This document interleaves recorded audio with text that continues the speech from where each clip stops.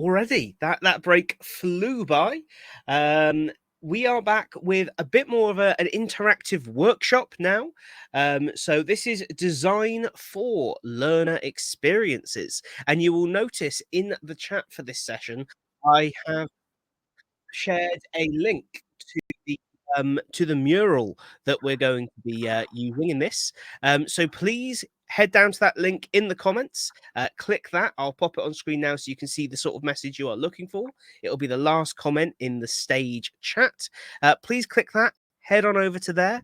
If you have any issues, let me know in the comments and I'll try and help you out with that. But without any further ado, I am going to get the heck out of the way and hand the stage over to Joan. Over to you. Thanks, Tom, and it's great to be here. So I'd like to welcome everyone for Design for Learner Experiences. As Tom mentioned, my name's Joan Sutherland, and I'm here today to talk to you about how to create learner experiences, and I'm going to share my journey. So just to give you a bit of context, I currently implement digital technologies for teaching and learning, specifically in higher education. And my focus is to integrate learning theory with technology to build a learner experience. So I provide guidelines, recommendations, evaluate technology, and build capability in that space. So as I was putting this workshop together, it made me think about the power of technology, and in particular in the field of education, and how essentially you can reach and engage learners across the globe, and think about how we design for this. And the design is one of my key considerations. And I'm proof of that, because when I agreed to do this, I forgot about the time difference. So I'm in Australia, and it's 1:30 a.m. here. So a lot of fun. But my focus is design and looking at ways to leverage technology to build meaningful learner experience that cater to different needs and preferences of learners. Okay, so by the end of this workshop, you'll be equipped with one way to create meaningful learner experiences. So I'm going to share my journey. As you can see, we're using the collaborative whiteboard mural, and you can access this in the chat. Thanks, Tom, for putting that in there. And just to get started, I'm going to just give you a couple more seconds to get in, and I've got in here how to navigate around Mural. So if you haven't used Mural before, hopefully it's intuitive, but basically what we will be doing is we'll be using the different post-it notes that I've popped in there. But just as an overview, you can click and drag on the left-hand side here. There's a number of different functionalities, but we've got post-it notes and text. The main one that you'll be using is creating a post-it note. So I invite you just at the moment, next to this example here, is just to double click on the board, and you can create your own little post-it and put a little bit of text in there, just saying hi, whatever you'd like to pop in there, just so that I know everyone knows how to actually put a post-it note on the wall.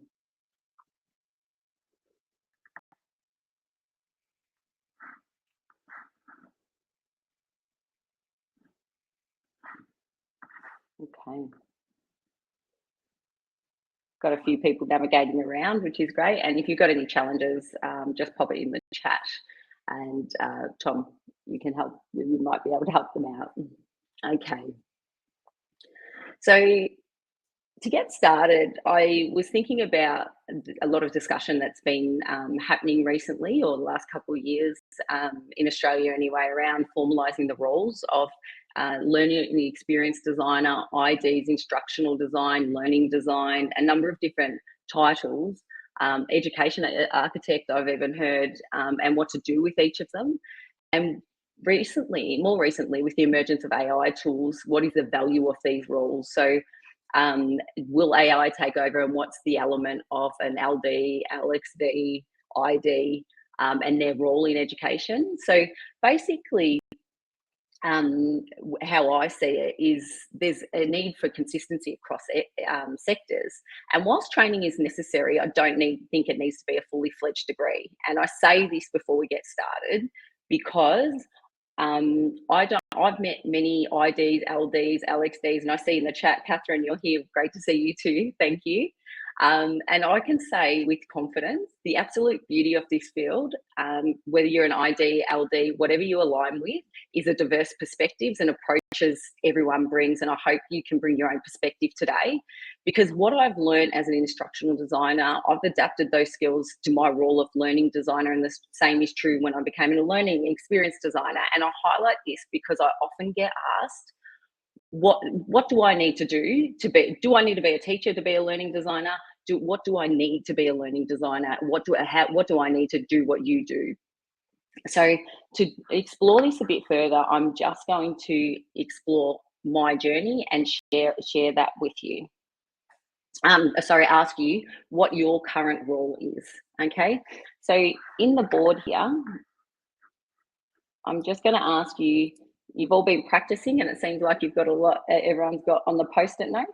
I've popped in here just to ask you, what is your current role and what industry you're in? So I've popped some post-it notes on the left-hand side here. If I can ask you to grab one, pop it in the space under this question and just share with me, what is your role and what industry you're in? And just bring it over to the board itself. So we've got a learning systems designer and developer, learning designer,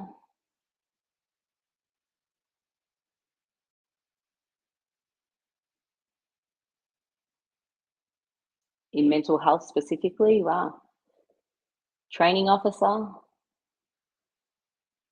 e-learning developer, L&D coordinator,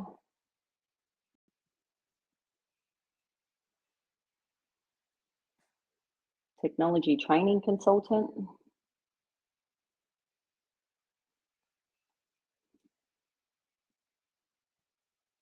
well, we're going to have a lot of different perspectives here today, which is fabulous.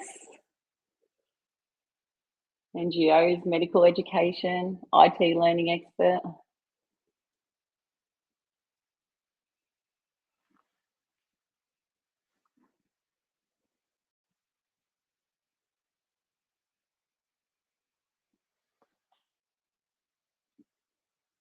Freelance learning designer, HE, yeah, in UK and Australia, yeah. Instructional designer, mostly government, yeah. I see data analytics and cybersecurity. There's a lot going on in the cybersecurity space at the moment. Wow.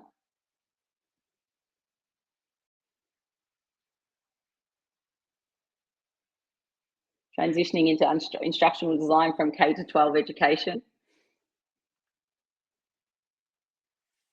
Great.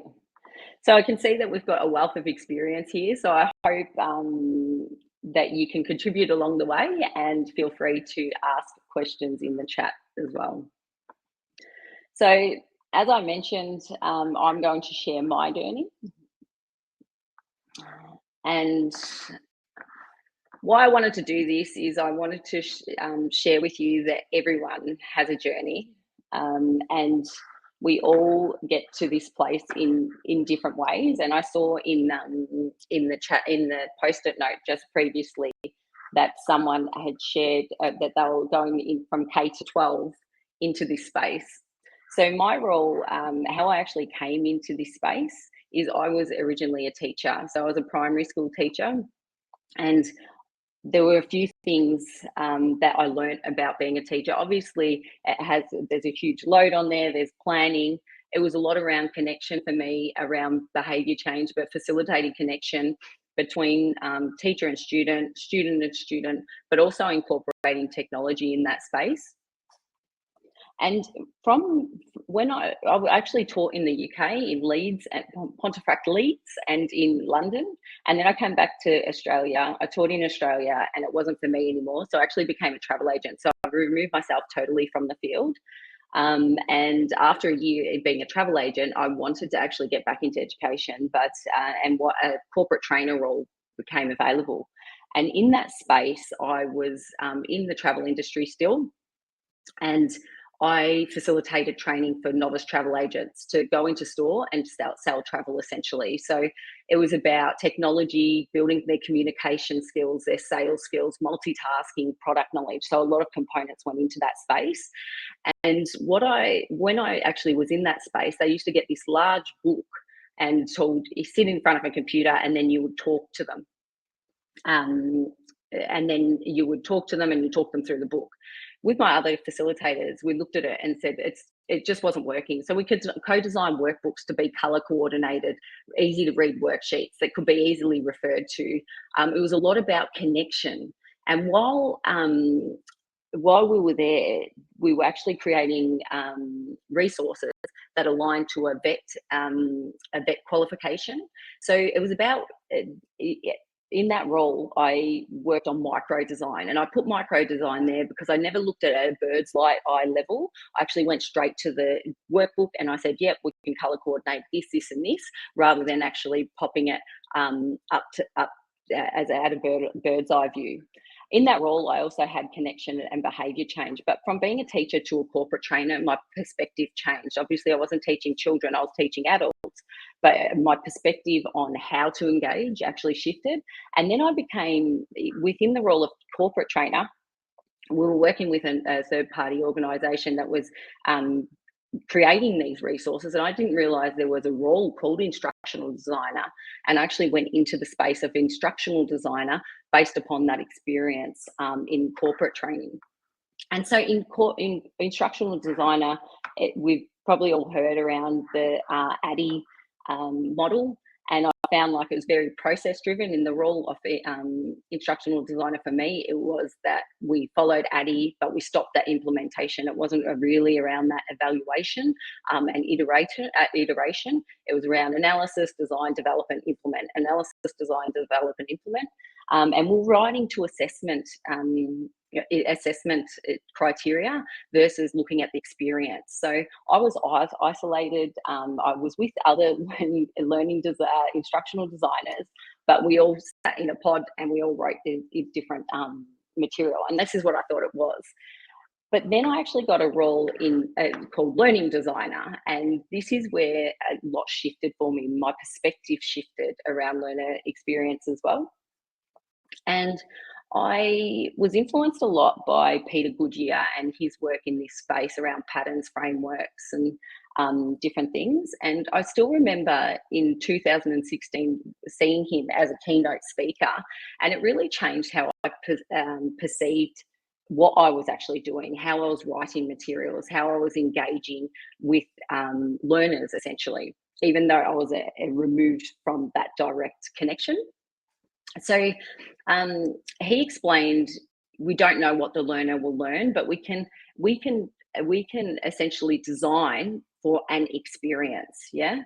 So in this role, I was involved in a lot of MOOC development. So that was a templated approach, but I had creative license to engage how I wanted and to come up with new solutions. But one of the key things here was around macro design, also in relation to coming up and saying, what's the bird's eye view? What are we looking at? Where does the learner start and where does it stop? Okay, or does it stop? Does it actually come back? And I was part of the multidisciplinary team here. So the LMS, IT experts, video producers, graphic designers, studio, people working in the studio, copywriters. And the huge benefit for me and my perspective in this role was being part of this team and acknowledging that there were so many different perspectives that came on board. So understanding that there's value that different people bring. So I was given creative license in this space. And this is where I learned a lot around visual mapping, showing a journey, the value of showing a journey, the value of visual mapping, and iterative design. And it was here that I was actually introduced to the principles around UX design. And that's not something I was previously introduced to. And a colleague of mine introduced me to learner experience design. And the principles, when I actually looked a bit more into it, the principles is what I aligned with. And I get some people will say, I do that as an instructional designer, but this is, I'm just highlighting the fact that there are different experiences And as a learner experience, my perspective shifted again because I wasn't a learning designer. I felt like I was learning more around the cognitive psychology of things as well, the UX and the UI, which I had never taken. But each role built upon my experience, and then I align with a learner experience designer. So in my profile, although my role is technically a senior education developer, I align with the principles of a learner experience designer. And so I look at what motivates a learner, what demotivates a learner. How do you get to know your learner? And that's what I'm going to be talking about more today. And I can see in the chat there's a lot of experience here in K to 8. Someone that grew up near Leeds and worked in the travel industry. So again, a great perspective on a great diverse cohort here as well. So I wanted to highlight this because I think it's important to reflect on your journey and look at the lens or the perspective that you've got today. And I've highlighted that in just different shades of blue because my lens has shifted, my perspective has changed. And it's great that I've learned a lot and I continue to do so. And I learn from a community, I learn from others. But at each stage, I had varying levels of knowledge in different areas. Yeah. But I also had varying levels of confidence. So I realized that there were a lot of people with a lot of different titles when I reflect on my time, heads of learning, heads of this, heads of that. And sometimes I put a lot more confidence in those people rather than myself and the community I was a part of. The reason why I say this, because I've talked to a few people very recently, actually, about this field of IDLD, and I'll say LXD to as an umbrella term, and because I think sometimes we can devalue our knowledge and our skill set, and just because you're different and you may not have an evidence way of doing things, that's okay. The way you design is different. It's not wrong. It's just different. So I want to actually introduce you to the Dunning-Kruger effect. So the Dunning-Kruger effect, I saw this on Twitter a few weeks ago, and it was in relation to ChatGPT. So for those of you that don't know about the Dunning-Kruger effect, it's a cognitive bias where people with low or ability, expertise, or experience regarding a certain type of task or area of knowledge tend to overestimate their ability or knowledge in that area. So essentially, as your knowledge increases, you can see here, if you've got low knowledge and low confidence, you're like, what's going on? And then if you don't have much knowledge, you think you know everything. And this is where I've previously put, confidence in other people. But as you go along with more knowledge in the field, you think, there's more than I thought to this. I'm never going to understand this. It's starting to make sense, or trust me, it's complicated. So I teeter between these spaces because I know this is a very complicated space. There's always something new coming in. But then you come back, you get new knowledge, and then I come back to read about it, and then practice, and then it's starting to make sense, and then come back up. So I teeter between this space. So what I'd like to invite everyone to do is grab one of these post-it notes here and just plot here on the graph, on the curve here, whether you're above, below, or on it, just where you think you are, and just take a moment to reflect on where you're at in your journey.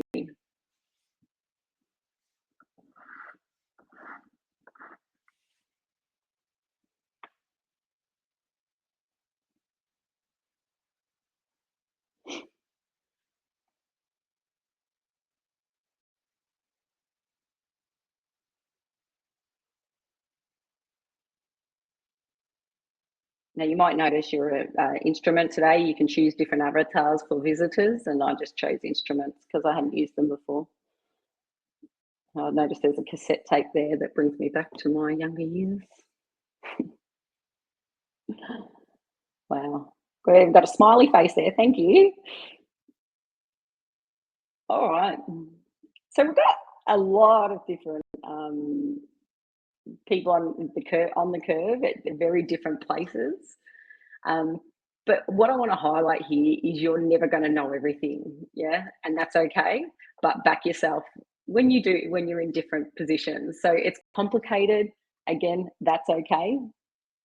And you may be told certain things by others with limited knowledge. Just evaluate that, and just because someone has high confidence, recognize it and back yourself as well. Okay. Hopefully, if you're low knowledge in the field and low confidence in particular, I'm giving you some strategies today to work with. Pete, I couldn't say anything more truer. The more you know, the more you realise you don't know, and you go down rabbit holes. And if anything's been showing me more of that recently, it's probably ChatGPT and the world that's taken on. All right. So back in 2016, in my role of learning designer, I was part, I'm going to go to process now. I was part of a team of learning designers, and basically what we would do is we would go into different institutions and we would facilitate design sessions. So the outcome of the session was to go into these sessions, create a visual map that could be developed into an online course, and these were face-to-face courses that needed to be transformed online. Okay, so although we had, although the learning designers, and there was a team of 8 of us, we all had different processes, we all had different ways of information, we all had different ways of engaging with others. But the interesting thing was, although we knew what the outcome was, how we actually got there was totally different. And what we wanted to do was to figure out how we actually did this. So we actually reflected on this and created a poster to present the complexities of an LD session. And the poster is available in this link that will be made available to you. But I have simplified it for the purposes of this session. So basically, we reflected on our practice, and although we all went to the different went through different processes, we got the same outcome. But what we tried to determine was, okay, how do we all progress through to get a visual map, essentially? And I'm talking with an SME, so someone with a subject matter expert, and we're the learning designer, and how do we elicit that information? So this was done in 2016, so it was around designing from face-to-face to online. However, I still think it's so true as we continue to enhance online delivery now, and thinking about blended delivery, still blended delivery, fully online delivery, even HiFlex. So what is it? Okay, so as a learner experience designer, you're going to facilitate aha moments. Yeah, it's about building trust, facilitating behavior change, and this is when transformation is when things occur. So let's have a look at it. So we have onboarding. So this is where you empathize with the SME, acknowledge their experience, and start building a relationship to generate a common understanding. These light bulbs I've reflected as aha moments because you're going to have those throughout a journey, a process. Unfortunately, it's not tick and flick. But then you'll get into something that we identified as positioning. So it's about questioning used to provoke critical and reflective thought, and continued throughout the design process. Looking at negotiation. So this is creative productive tension. And this is the push and pull. Yeah. So you may not see eye to eye straight away, but you'll bring your expertise and you'll challenge assumptions. So it's a way of helping the SME visualize different ways of doing things, because sometimes we don't know. Sometimes you just have to help someone along the way to show them different ways of doing things. Then we go to the awareness. So as SMEs become aware of their knowledge, skills, and attitudes, through critical reflection, the rapid transformation has begun. So there's awareness and transformation. So you can't make a transformation until you have awareness that you've actually done that. Yeah. Again, there's going to be aha moments in this space. And this is when the SME adopts another perspective, shares a vision. So this is a transformation that happens in a learner design session. Yeah. So this is when the subject matter expert adopts another perspective, it's about a shared vision now, a shared understanding for their capacity for teaching and teaching and learning online. Yeah. So I hope that so this is a process, but one of the things with this process, I want to highlight that it is very much a human element. Yeah. It's a complex process, and although I've been represented it as a linear a continuum, essentially, it is a complex process, and you may flutter between the different phases. And this is one way of doing things, and not everyone does the same thing, but it's just one way of doing things. So, what is your role as an LX designer? It's about bringing that that human element into it. Okay, so if we have a look at the things that, as the team of learning designers, what we actually found, what did we do within this session, is one of the big things was we challenged assumptions. Okay, it can be intense because you've got to prompt subject matter experts and challenge them, but you must listen. So big thing of my role, I know, is about listening more than talking, but then also creating a supportive environment where people feel open and supported to actually ask questions. We also have here the co-construction of knowledge. So this is collaborative and reconceptualizing their initial thinking. So mapping experiences, creating that experiences. What does it actually look like? Creating that constructive dialogue, yeah, and applying, design thinking approaches in this space. The human element is about facilitating new ways of thinking. So remember, you're challenging embedded beliefs, and some of these beliefs have been around for years, some even decades. So it's about looking at visual cues, hearing what they're actually saying, and looking at what they're saying through their actions as well. So it's a help you, guide you in that process. It's about locating common ground here.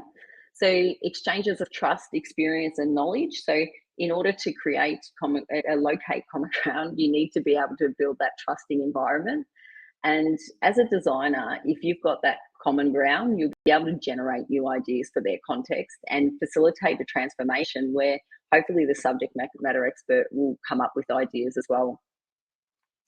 Also facilitating awareness to transformation. So capability building will occur from start to finish, but it's about acknowledging those aha moments along the way. So it is complex, and if you don't know that there has been a shift in your own thinking, it's good for someone to call it out. And I know as a learning designer, I've done that a lot with people to show them how far they've actually come. And then, of course, the human element is that transforming the teaching and learning. So it's a sense of real empowerment. And anyone that's been in a learning design session, that end transformation, that excitement, I get so excited by it, just knowing that someone's actually transformed their experience. So at this stage, you've worked really collaboratively to design a cohesive visual map, essentially, with sequence learning activities, resources, support and extension, and looking at the technology as well. So it's about that human element as well. And I highlight that because I did mention earlier around AI, and I know there's a lot of discussion around AI. And someone said to me, and this is true, was I can just plug in and generate a course essentially. But we have to realize the importance of that human connection. I know their trust is so important because it does definitely underpin a lot that we do in this space. So what I would invite you to do is just to have a look at these. I've got the little dots on the left-hand side here. And just if you can pop in, highlight or identify what you see as the most important part of the process, I suppose, in the context I've given you today for yourself. I know there's more than one, but if you could just choose one, that'd be great. So just grab a little post-it here. Do you think it's most important to challenge assumptions?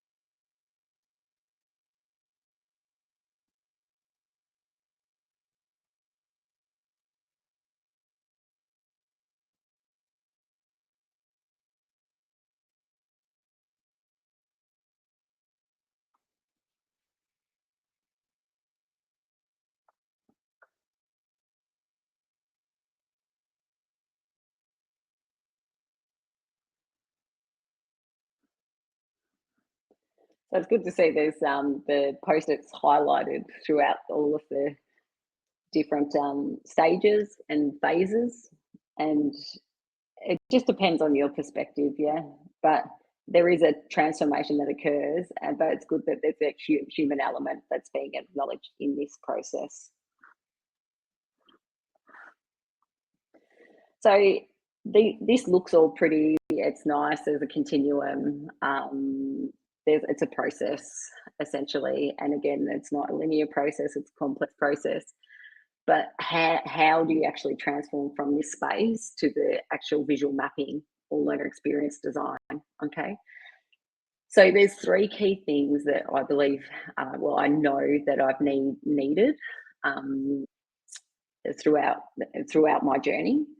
And the first thing is understanding different learning theories and going back to research. And this is really important because um, it's about that push and pull, that creative tension. And when you're actually building a co-construction of knowledge or challenging assumptions, you do need to be able to back yourself and to look at, okay, what learning theories have worked in the past for different situations. And it's never one size fits all, but you need to be able to challenge assumptions and feel confident in that space. So general knowledge of pedagogical approaches. So, I mean, we've got instructivist, constructivist, passive, active, how do people learn, formative and summative, about support and extension, collaboration, a number of different things. So it's about having that information at your hand. It's also about having the technical tools. So you don't need to know every different tool, but you do need to know, be confident in different tools. So if you haven't used Mural before, hopefully this inspires you to use something like Mural, a digital whiteboard, a collaboration board, collaboration whiteboard. Trying new things, looking at functionality, affordances, challenges. This is going to be bigger, especially with the onset of AI. And if you don't have this knowledge, how do you challenge assumptions? How do you facilitate new ways of thinking? Yeah. So I used to think that it was always pedagogy first and technical and then tools second, but now I actually say it's tools and pedagogy alongside each other because you need both. Both are as important as each other. And then the last, not last, but the third thing that I highlight is around critical thought and the ability to question yourself and each other and build a relationship with the SME, but also a critical friend with another learning designer, a trusted friend. And I say this trusted because it's not someone that you want just to say, great work, you've done a great job today, well done, Joan. You want them to say open and honest feedback and provoke thought. So I wonder if, have you seen this? And I've got critical friends that I use, and I was introduced to them my role as a learning designer, and they would say, oh, have you thought about this? Have you thought about that? They provide another perspective, but they've got the expertise behind it to provide the best possible learner experience. So it's about learning theories, technical tools, and that critical thought. And if you can get a critical friend, I highly recommend it. So I want you to think about the strategies that you use in your design process, and everyone uses different strategies, and that's great. So if you can pop in the chat, is there any strategies that you use in your design sessions that I haven't highlighted there?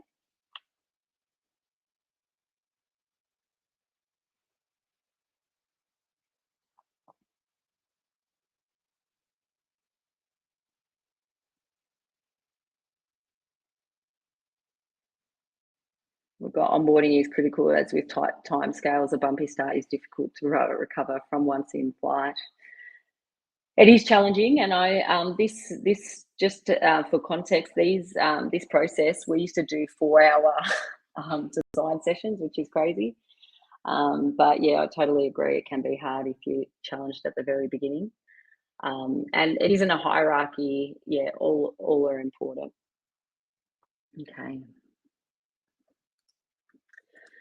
So one of the things around critical thought and just for your own awareness of what you're actually doing is around questioning techniques and how you actually do this. So I have found my questioning evolve considerably in my design sessions. And I say this because sometimes we can, well, I've been guilty of saying, oh, here's the course outline, here's the outcomes. Let's just do the, what content do they need to know? What assessment is it? What else can we add in there? But I use a lot of questioning prompts in mine, and I don't, and I try to understand and come from a different perspective. But questioning prompts are critical, not a yes, no, do this, do that. Guiding questions. So I've put a few in there just to show you some of the strategies I use. I wonder if, would you agree that? What is your opinion about? Can you explain why? How can we? Can you tell me about a time when? How do you feel about? In what ways do you think? And really leading questions to prompt thought and prompt different ways of thinking. And I know everyone has different strategies. So I'd invite you in this space now just to have a think about the questioning that you use. Is there any question techniques that you use or guiding prompts that you can add into this space?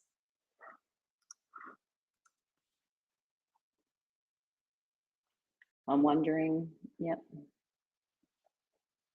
I've been using I wonder if a lot, and I don't know if it's my kids or what, I don't know.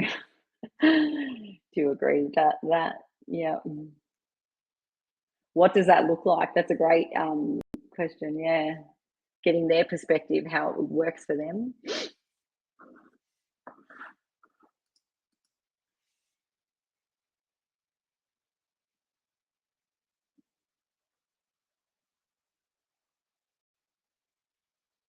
Can you tell me a time when? Yeah. What have you tried before that it didn't work? Yeah. I love that. We tend to look at our successes, and but one of our biggest learnings can be from what didn't work.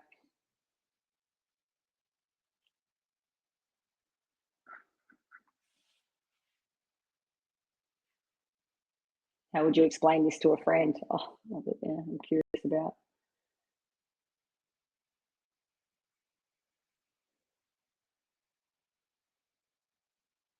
What does a perfect world look like? What's the gap from here to there? Can you share aha moments? Mm.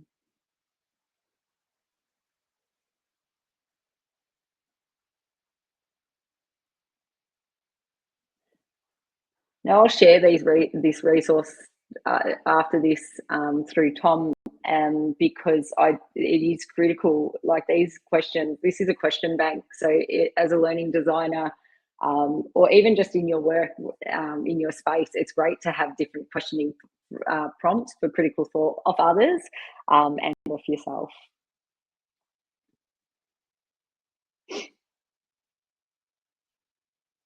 Wow. How would you explain it to a child? Sometimes it should be to an adult, I think, but no, it's great.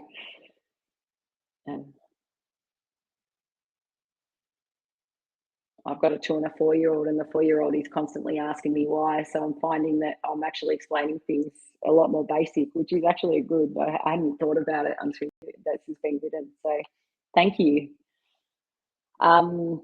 And also around that success criteria, how will we know if this is successful? Getting that shared understanding, because if you go in there with a perspective, it's only your perspective. So I've given you the context of design, critical thought, and the different components I use. Next, I'm going to get into the actual design. So I'm going to share some key aspects of design that I do prior to any session, and what I do within a session to create a visual map, essentially.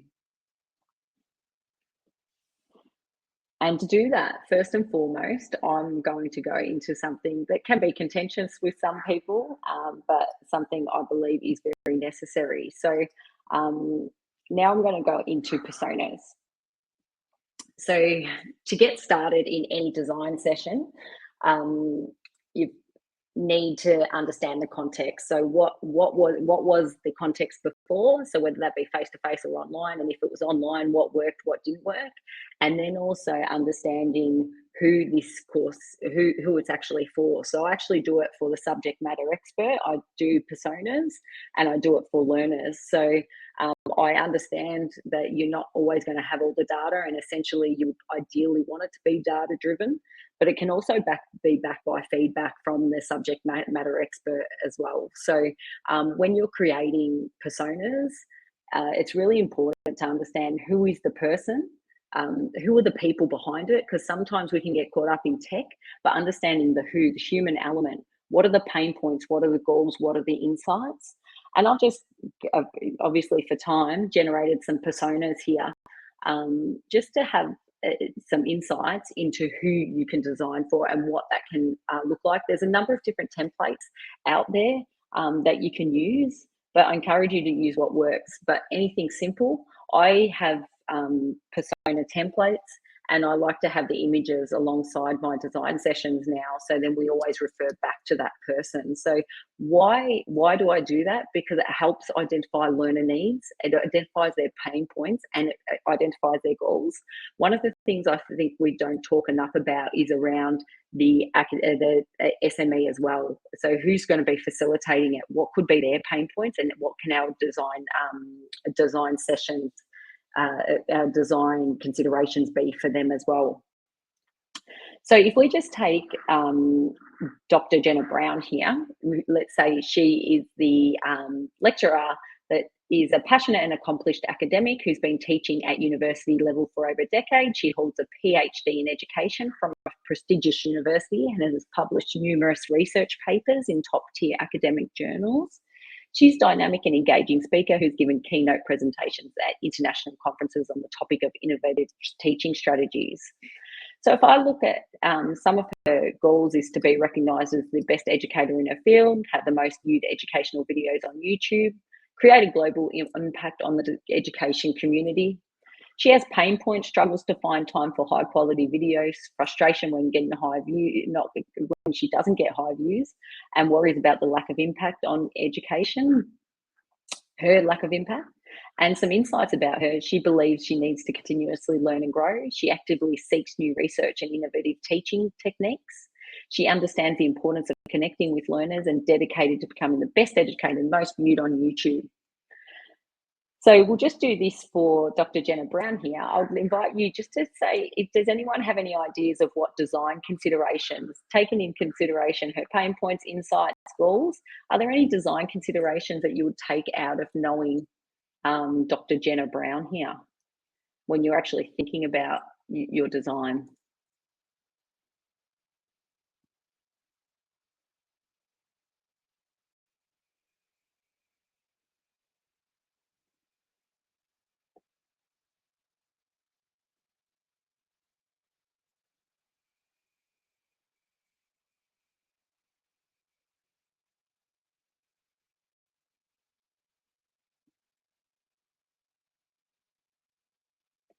I'm highlighting Jenna because I think sometimes we can focus on the learner, and the learner is super, super important, but so is the whoever's going to be facilitating the course as well.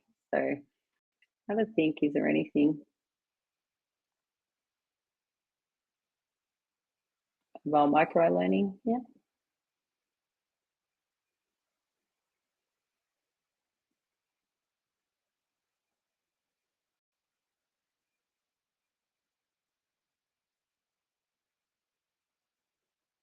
Provide text transcripts, high level learning.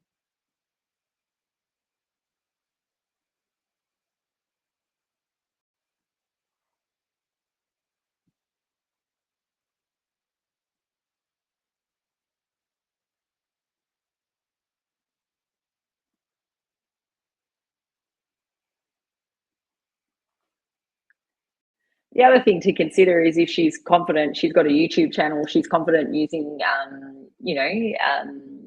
technology, well, recording videos anyway. So, play to people's strengths as well, if it's appropriate. Actively seek new research and innovative teaching techniques. So she might be easier to trial new things on and different technology. So com strategy, we've got Richard Mayer there.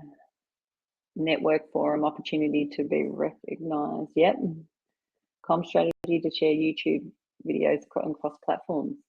So I'm just highlighting this because I encourage you to have a think about who you're actually designing for as well, because the educator is also a key part of this process, which can be lost in the translation sometimes, not all the time, but sometimes it can be. Okay.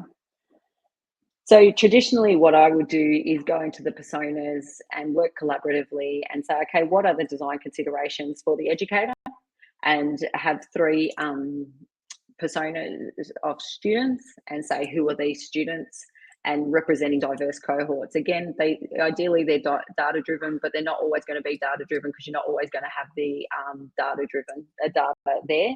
Why I have the image there, and you can have real images, you can have avatars, whatever it may be. But if you have that just the image, let's say you just have the image, you'll get to know those people, and you provide that human element in your actual you'll provide that human element in your actual design.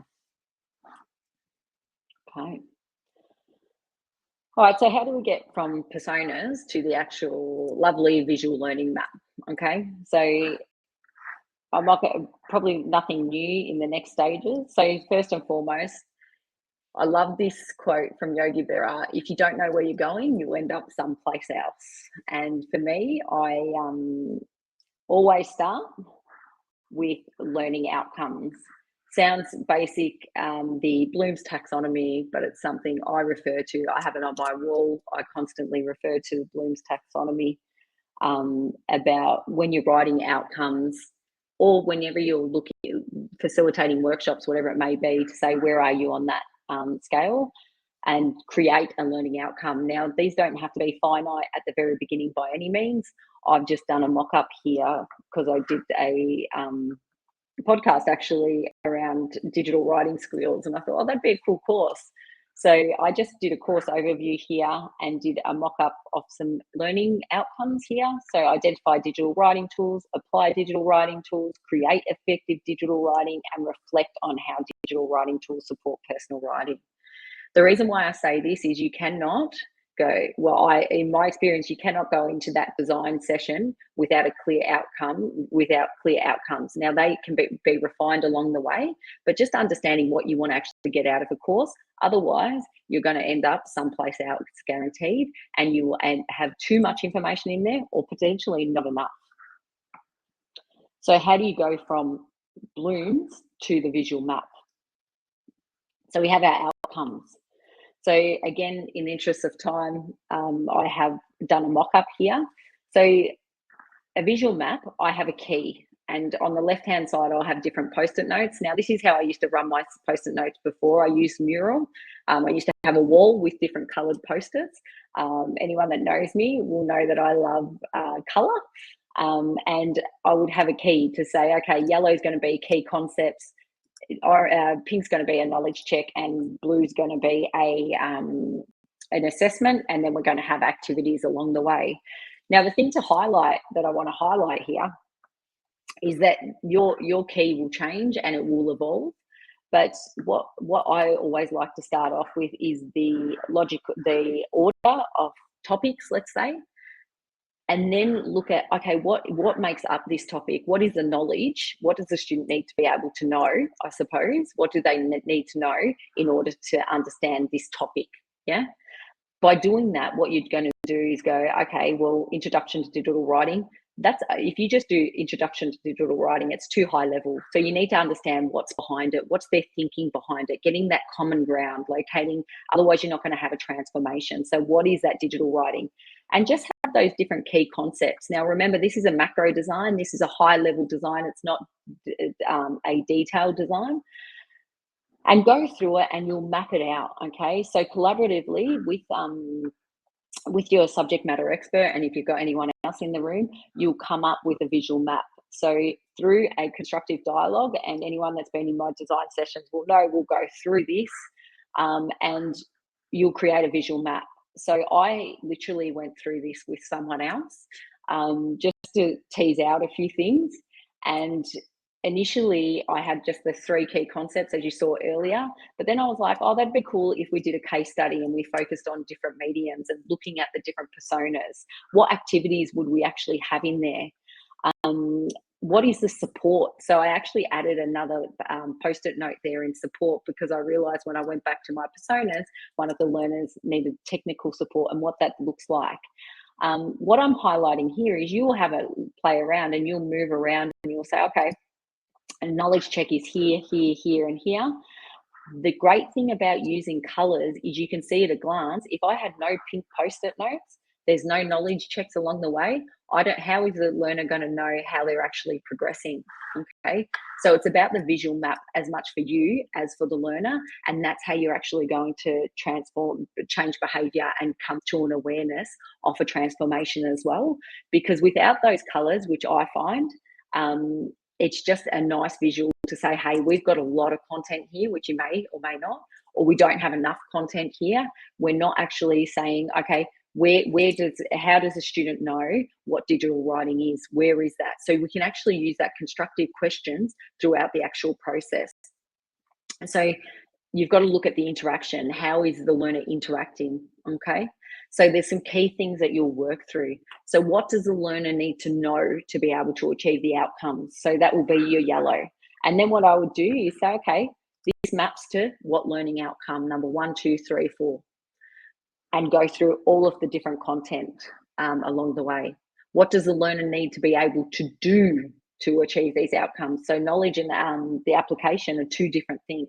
Sounds basic, but what activities can we actually pop in there to engage the learners, to make it interactive, to give them feedback, to let them apply their knowledge? And does it need to be collaborative? Does it be alone? Single, I can't talk, sorry. 2:30 in the morning. How do I reinforce learning through different activities?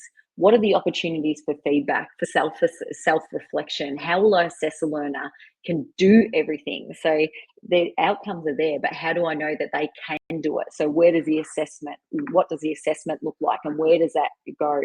When do they get feedback, and how does it inform another one? So I've seen some key things around summative assessment in particular. So they're proving that students can do what we have asked them to do, and they have it all submitted at the very end, but there's no opportunity to feed into the next piece of work. So I do recommend staggering your assessment. So there's a number of different things to consider, but what I wanted to show you here was that learner experience. This is a visual, yeah? And what this allows you to do is quickly prototype it and iterate it. So I could populate based upon this. I could get, if you do it or you're someone in the technical team does it, to populate this in the LMS and put placeholder text and placeholder videos. And what that will enable to do is go through and go, oh, yep, that works, and just iterate that and prototype it and say, does it work? There might be places that trip you up. If it doesn't work, that's fine. Where do you need to improve it? From this level, what you'll do is go into the LMS, prototype a little bit, and then you'll go into the micro level design. Some people do the meso, which is that in between, put a bit more context into it, but then you go into the micro level. And what that does is enables you to get the full narrative, okay? But without the visual map, I have found it really challenging to create a meaningful learner experience, because I can't reflect on this, on the actual journey itself, and provide critical thought to critical friends about my design, and say, hey, why are you doing this? Question me, yeah? And can come up with new ways and different ways of doing things. The other thing I've highlighted here is the technology along the bottom. So what I've gone through for you is around, I've got it all in this, and I'll keep this available for you today. But what I have done is I've just created a bunch of visual maps for you to have a play around with if you would like. You can take it offline. I am contactable directly after this, not directly because it's 2:30. I'll go back to bed. But have a play around. Use this method if it works for you. If you haven't used it before, trial it. See if it works. You may have another method that's more effective, and that's okay.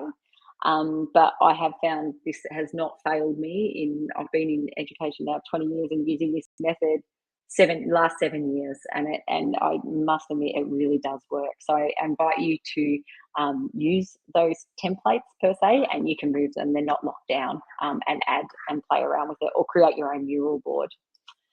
So with that, I'd like to say thank you and ask if there's any questions in the chat. That's my Twitter handle. I'm also on LinkedIn, so you can contact me there. And I also have a website if you wanted to contact me through there, but probably Twitter or LinkedIn. I'm happy to engage. So thank you. Fantastic. Well, thank you ever so much for that session. That was brilliant. It's glad to see everyone getting involved on the mural Yeah. there. So yeah, I mean, I think we covered a lot of stuff along the way, but any Yes. questions? Now is the time. We have a few minutes before the official end point of this session. So we'll just wait and see. I guess, if anything comes through. Mm-hmm. I'll try and see if there's any that are in there that we haven't. Oh, here. Okay, so here's an interesting question actually from Joan that came through earlier. So what does the perfect world look like in this space? To you, I guess, is the missing part of that question, because I suppose it's a little bit different Yeah. for what each of us would consider the answer to be. I think one of the big things is this is a complex world and there's no right way of doing things, and it's not a perfect way of doing things. For me, visual mapping is one of the perfect ways of doing things, and that transformation. So I think it's a continually evolving space, and we're not going to get to one point where it is perfect. At any point, because I'll constantly want to improve and iterate and say, what else can we be doing better? So, yeah. No, I'd agree. We've got lots of thanks going on here. Thanks, There we guys. go. We've got thanks. That was incredible. Love the visual map.